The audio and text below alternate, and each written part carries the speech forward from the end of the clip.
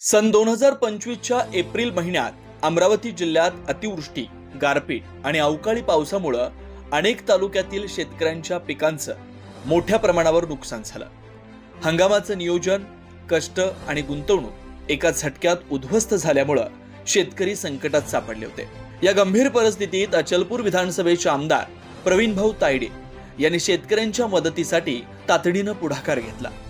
मे महिन्यातच त्यांनी नुकसान भरपाईसाठी आवश्यक असलेले पंचनामे व अहवाल तातडीने सादर करून शासनाकडे निधीची औपचारिक मागणी केली। या संपूर्ण प्रक्रियेत आमदार प्रवीण तायडे यांनी मंत्रालयात सातत्याने पाठपुरावा केला आणि एप्रिल 2025 मध्ये अमरावती जिल्ह्यासाठी 1,77,00,000 रुपयांचा निधी मंजूर झाला।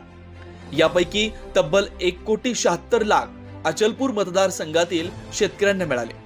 म्हणजेच जवळपास संपूर्ण निधी